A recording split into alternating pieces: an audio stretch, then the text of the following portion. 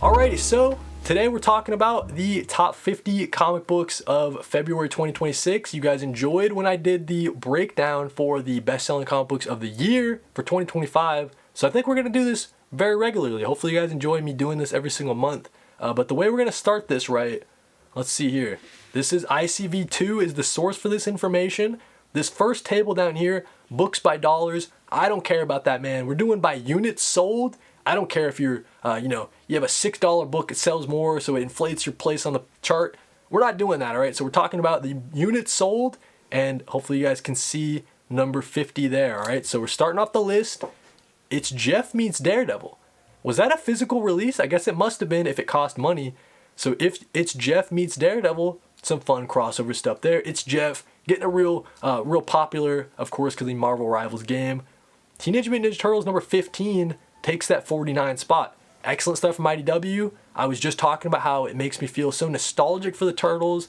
Some excellent stuff now that Jin Lewin Yang has taken over the title, and I think that is worth jumping onto for sure. Alien vs. Captain America number 4 at 48. Some cool stuff there with the crossover. We know that Alien, Predator, Godzilla, these legacy characters have been crossing over a lot in the comic book space, and I heard pretty good things about this Captain America crossover. Trigger number 4. Oh wait, that's not the whole name, my bad. Daredevil / Punisher, the Devil's Trigger. So a little crossover series there. I think it was a 4-issue mini from Marvel Comics. So far, Marvel Comics coming in hot with 3 placements on the list so far. But let's talk about some DC, all right? So we got Superman number 35, DCKO tie-in. I think that was that the Lex Luthor focused one? I forget, but all the DCKO tie-in stuff was pretty excellent. And just a continuation of Josh Williamson's excellent Superman title. I think it's been so fun. One of my favorite ongoings out of DC for sure. Wolverine number 15. All right, so some people, I don't even know who's writing that one, but some Wolverine love out of the X-Men titles.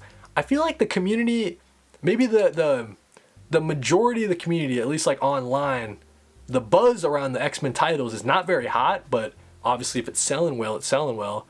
So let me know down in the X-Men. Let me know down in the comments if you're enjoying the X-Men titles. Justice League Unlimited, number 44. So yeah, Justice League Unlimited number 16. Another DCKO tie-in that was part of the Terrific 10 stuff. Pretty fun stuff there. Surprised to see it at the top 50 selling. Number 43. This is cool to see. Absolute Martian Manhunter number 8. That's a really cool to see that in the top 50. One of the underappreciated books coming out of the Absolute universe right now. I know that it's not for everybody.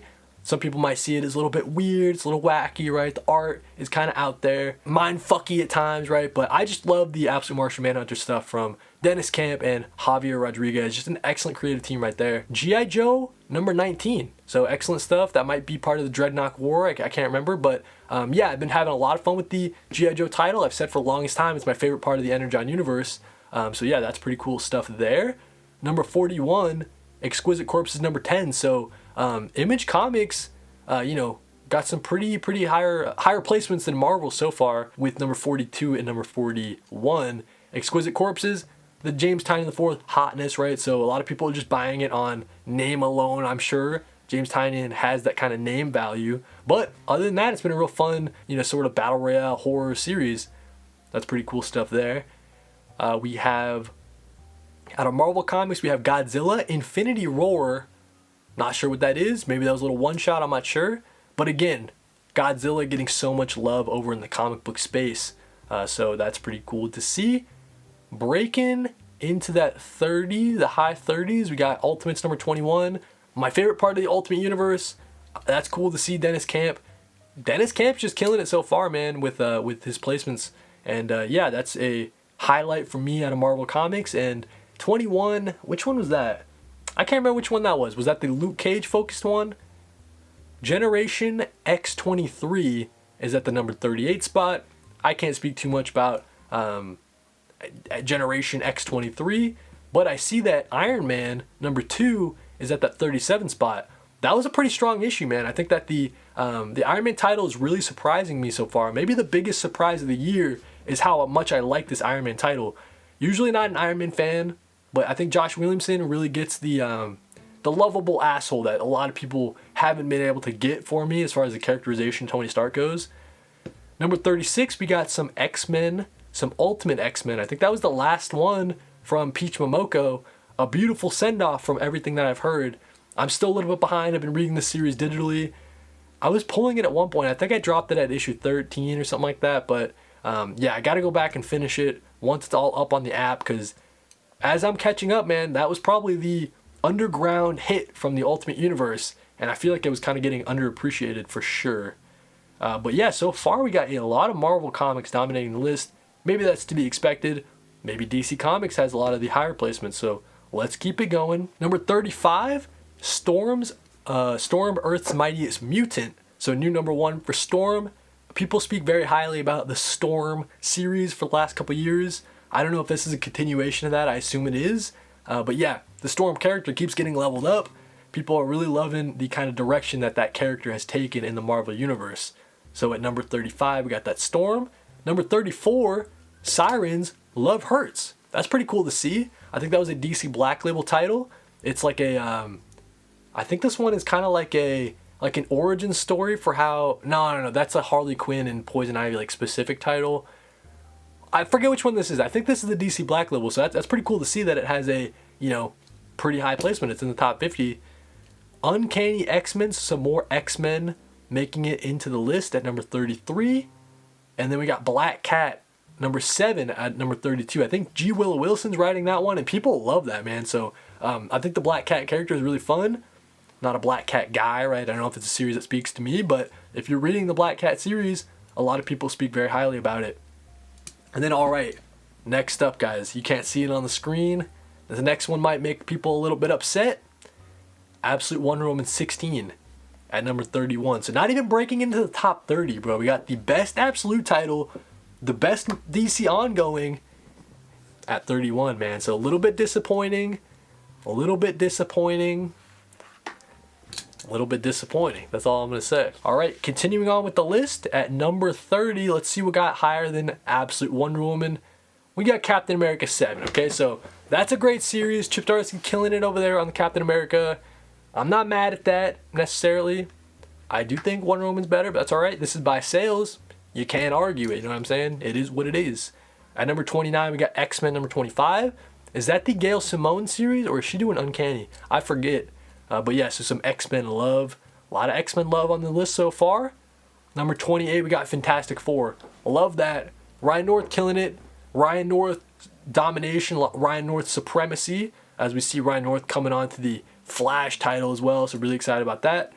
Yeah, so Ryan North killing it on the Fantastic Four series. There's all this intrigue of like an evil version of Sue Storm.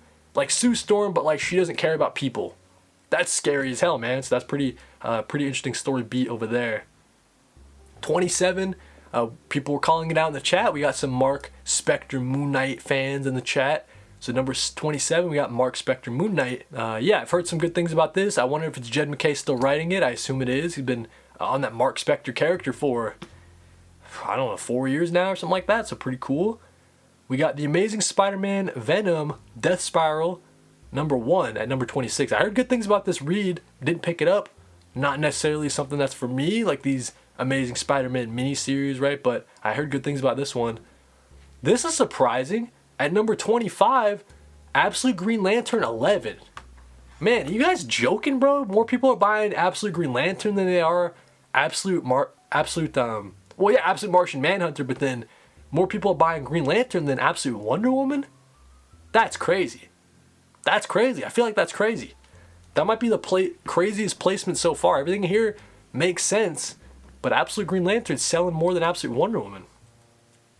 All right, number 24, we got Magic and Colossus. Some more X-Men love, of course. Continuing with the X-Men love at number 23 with Uncanny X-Men 23. Was that planned? Also, the fact that 23 is like an important number in the X-Men universe. Was all that planned? That seems kind of weird. Just a weird coincidence, right? But next up, Wolverine, Weapons of Armageddon. I know people are excited about Chip Zdarsky having a bigger role over at the Marvel, over in the Marvel bullpen, and people are excited about his Armageddon event. So that's a great placement there. Love seeing this. Number 21, we got Bleeding Hearts number 1. Excellent stuff. So, yo, Dennis Camp's coming to play, bro. Dennis Camp's all over this list with Bleeding Hearts, getting such a high placement. Love seeing that. The Vertigo, the return of Vertigo. We'll see if any more Vertigo titles place. But yeah, that's really cool to see. Hopefully people are enjoying this Vertigo title, man. And then at number 20, we got Cyclops. So someone in the chat was shouting at the Cyclops series and saying it was one of the highlights from the X-Men series right now. Number 19, we got Ultimate Wolverine. Number 14, Chris Condon. Shout out, man. Chris Condon, also a writer who's going to have a bigger role over in Marvel in the next couple months. So, yeah, cool stuff from Chris Condon. Not the Ultimate Wolverine stuff is like, it's not like world changing, right? But I do think it's a fun take for the Logan character, kind of mixing him with the Winter Soldier. I think it's cool stuff over there on the Ultimate Wolverine side of things. Number 18, we got Punisher 1. I know people are excited about the Punisher getting his ongoing. I feel like he's another character that Marvel just keeps restarting his ongoings, right? But hopefully this is like the one that'll last a long time. I know people are excited about this. I think it comes out in a Red Band edition too, so that might help the sales as well. I'm not sure. At number 17, we got Transformers. So yeah, Transformers number 29. I have dropped the series, right? But I think this was the issue with the big battle between all the Autobots and Decepticons. I know people really liked it. Let me make sure. Yeah, that was the last issue. So the big battle, people were liking it. I wasn't a big fan of it, to be honest, with the Dan Mora artwork. I thought it was a little messy at times. Scrolling up a little bit, number 16. Okay, so Absolute Martian Manhunter number 9. So it must have been like a reprinting of 8 that was below or something like that. So number 9 has a huge high placement. That's crazy. Dennis Camp again, man. Dennis Camp, I think he's had 4 titles on the list so far. So yeah, that's a great news for Dennis Camp. Great news if you're Dennis Camp. All your books are selling well. But yeah, so shout out to Dennis Camp. Absolute Martian Manhunter number 9. The Martian and John Jones are still split up. We'll see how they get out of that situation there. Number 15, Amazing Spider number 22. So yeah, pretty low placement. I thought that this would be a top 10 for sure, just based on, you assume Amazing Spider-Man is always selling, but yeah, coming in at number 15, maybe a little bit of a surprise to see it that low. Number 14, the current printing of Absolute Batman number 15. So this is interesting. So, all right, so issue 18 came out in March. So issue 17 would have been in February. So even though this says current printing, is that a reprint? I don't know what that means, all right? So, but, seeing Absolute Batman placed on the list, no surprise, I'm sure. Is this the only Absolute Batman we see on the list? We'll have to see. I assume not, but yeah, we'll have to see. At number 13, we got Wade Wilson Deadpool number 1. I know people were excited. Same way that people were excited about the Punisher series starting up. Wade Wilson getting another ongoing, and I know people were pretty hyped about that when it was coming out. At number 12, we got Amazing Spider-Man number 21. So this was the, Amazing Spider-Man comes out every 2 weeks, right? So we feel real bad about the Amazing Spider-Man guys. If you're picking up Amazing Spider-Man, they got you by the balls. You're picking up 2 issues every single month. I can't really say anything about that. Being a Batman fan, though. Anyways, let's continue. Number 11, speaking of Batman, we got Absolute Batman number 16. So, yeah, again, I think that issue 17 came out in March. So still, Absolute Batman, an issue came out. We'll have to see if it places higher than reprints. So Absolute Batman getting a ton of placements on this list out of the top 50. I think we've seen Absolute Batman like 3 times so far. Number 10, so just breaking that top 10. We got Ultimate Endgame number 2, Marvel's event, right? I think the Endgame event is so weak though, dude. I will be honest with you guys. Like, I do not give a shit. I don't care. Kill them all. Kill the whole universe. I don't care. Just end it. Top 10. What is number 9? We got Ultimate Wolverine number 17. Okay, cool. So Ultimate Wolverine getting a good placement. It must have been a reprint down below or something like that. Or potentially like just some leftover sales from the month previous. You know what I mean? Like people who didn't pick it up in January, but they're finally picking up their pull list in February. Maybe that's where it comes in, because we have seen 2 Ultimate or Absolute Wonder Woman so far. We saw 16 down below and then 17 there. Number 8, we got some DCKO Night Fight. Okay, so we'll have to see if the main event places on this list. But we got Night Fight number 4, closing out that mini series. Excellent stuff, man. I thought the ending to that was really beautiful.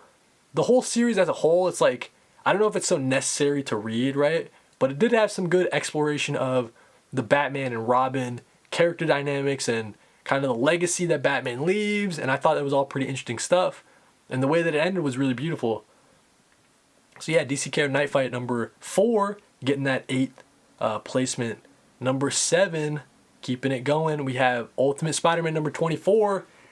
Gotta be honest, I thought that would be a top 5, man, as we see the conclusion to Ultimate Spider-Man. Remember all the hype that was behind this series 2 years ago, right? This series was on the top of the world, man, but I don't think it quite lived up to that potential now that everything's said and done. Now that the dust has settled, I really think the Ultimate Spider-Man series is like, maybe the word I would use is disappointing. Honestly, from like the promise that I thought it had going into it. You got Kody on the art, you got Jonathan Hickman. Like, that series had so much potential, but I don't think it ever lived up to it, to be honest with you. Number 6, though, let me know down in the chat if you agree with that. But number 6, cool to see Absolute Superman, especially in a top 10 placement. You'd figure Absolute Superman, just the way that no one talks about it online, you'd think that it's not getting the buzz that the rest of the Absolute titles are getting, but obviously I'm wrong there and that people are loving it. So that's really cool to see. Was that the, what issue was that? Was that the Juan Ferrara, like the first initial one with Hawkman? Because that's a great issue, and I think that's a cool placement seeing it at number 6. Congrats to Jason Aaron and Juan Ferrara coming in as like a guest artist. That's a lot of pressure, but I think Juan Ferrara knocked it out of the park. Let's see what's in that top 5 placement. DCKO Boss Battle. Okay, so a little one shot in the DCKO universe. This was the one with the Carrie, with the Homelander, with all the different Red Sonja, like all the different characters from Dynamite and Sub-Zero. Like they fought against Scorpion and Sub-Zero, right? So a lot of crazy stuff in that DCKO Boss Battle. Kind of crazy to see it placed at number 5. I thought it was fun, but surprising. I thought most people would see it as maybe skippable, but obviously not. People wanted to see how the fight would kind of conclude. Number 4, we got the Absolute Wonder Woman Annual, dude. Beautiful stuff there. I love that. That's excellent to see. I mean, just like the fact that, I don't know, dude, like Kelly Thompson and you know, Mateo de Luis's art was excellent in that one. Kelly Thompson just seeing so much success from the Absolute Wonder Woman title, and this might be the best issue of the year. And I think I feel confident saying that in like March. Like at the end of the year, I think this will still be my issue of the year. So yeah, clock it, count it, write it down, and yeah, I'll check back in. I'm pretty sure that it's going to be my favorite issue when all is said and done.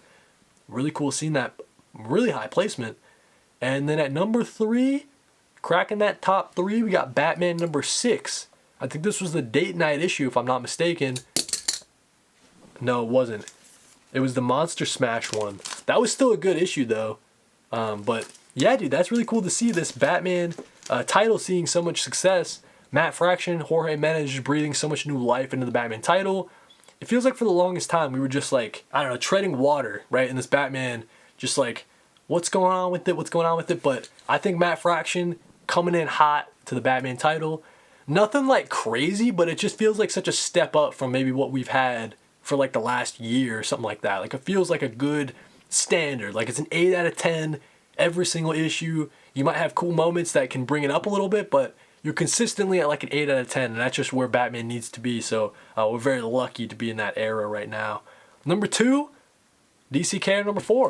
All right, so we'll have to see if the issue number 5, that came out obviously in the month of March, so we'll check back in next month and we'll see if DCKO number 5 still has that same kind of weight to it, that gravitas, if people were wanting to see that conclusion as much as they picked up issue number 4. So yeah, number 2 with DCKO number 4, if you're talking about events, right? I mean, look at number 10, you got, actually, can I point to it? I never thought about pointing to him up here. Anyways, that just blew my mind.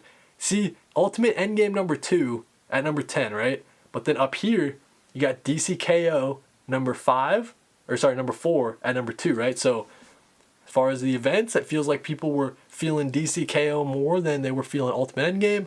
Obviously, it doesn't help. Endgame had delays, I feel like. I feel like that event is just such a mess right now, right? Like, I feel like all the series were supposed to end before the Ultimate Endgame event started, but I feel like there's like some lag, like there's something's going on. I don't know.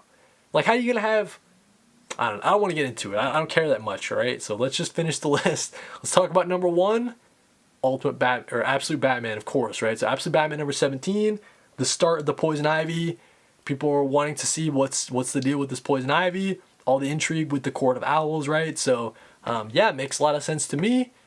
A lot of placement from DC Comics in that top, the top half of the list.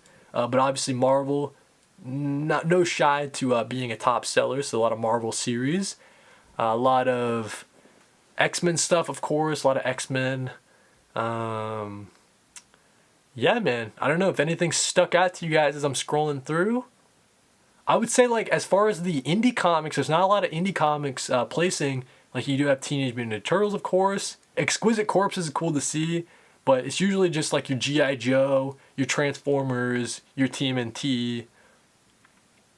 As we see, yeah, dude, it's DC and Marvel all the way up and down the list, except for you get your Exquisite Corpses, G.I. Joe, Transformers, and Teenage Mutant Ninja Turtles. So, yeah, with that being said, that was the top 50 best-selling comic books of February 2026. I love doing lists, man. I love kind of analyzing the comic book industry, trying to see what's trending, what people are latching onto. But staying away from the spec stuff, dude. I don't give a shit what the hell's specking. Like, oh, Dork. People are going crazy for Dork number 1, but they're excited for it because they're trying to sell a movie. They're not even trying to read the comic. None of that, man. We focus on, like, what are people actually reading, what are people enjoying. So I like doing this list. Hopefully you guys enjoyed me reacting to the list. Hopefully you guys saw some surprises as well. So yeah, if you like this, like if you like, sub if you love, of course. And if you really like, you can hype it. And yeah, I really appreciate you watching another list. I'll be doing them all the time, man. Yeah, so catch you in the next one. For those that don't know, New Comic Book Weekly is a live show that I do every single Monday at 4 p.m. Eastern. We go over the week's pull list, we go over the previous week's comic book reviews, and we do a big topic. I don't even know what the big topic is before I start recording sometimes. I decide like an hour prior to. But yeah, that's New Comic Book Weekly. Again, that's 4 p.m. Eastern every single Monday. Hope to see you guys live.